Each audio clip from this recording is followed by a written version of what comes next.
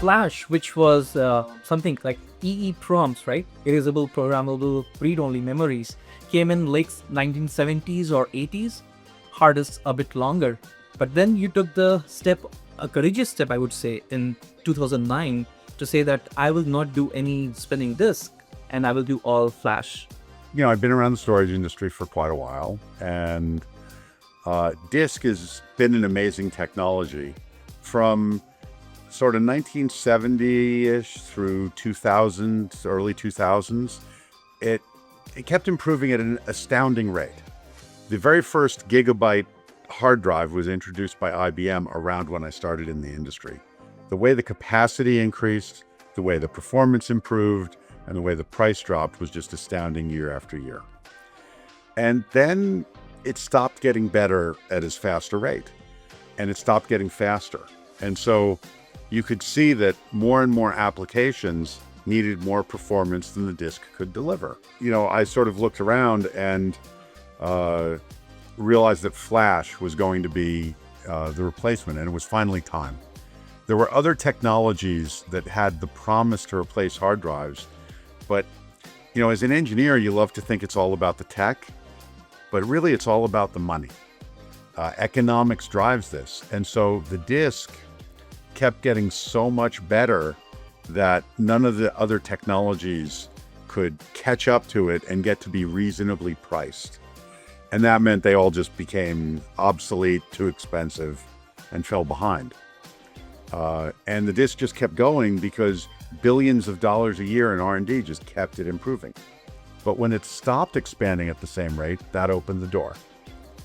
Now, flash had started to become popular in consumer devices. So think your iPods and then your smartphones. And, my car has tons of flash, and, my laptop and every device has flash. And in those consumer devices, the flash was more expensive, but it gave you better battery life. And it meant when you dropped the device, you didn't lose your data and things like that, like with the iPods. Where even people would wear them while jogging, and the bouncing, as they run, could cause the music to skip. So the flash was just better for that. And so flash got to an economic scale where it was improving at a far greater rate than the disk. And so when I started Pure, I was looking at that and saying, disk is slowing down its improvement rate. Flash is going to catch up. Consumer flash, driven by those devices, had gotten to where it was close enough to disk that if I could use some of the extra, trade off some of the extra I/O performance you get out of flash to use data reduction and bring the price closer together, then I'd be able to produce performance-oriented systems that were similar in cost. And that's what enabled customers to flip. And, at the time, I saw that the curves would continue, and eventually flash would replace all of the hard drives. There were a lot of people who were very skeptical of that at the time, and felt I was a little too, you could say that they thought I was nuts. But the reason I was so keen on all flash as well, when you mix flash and disk, you start spending all of your effort, all your intellectual property on how to move the data between the flash and the disk, which isn't really that useful a thing.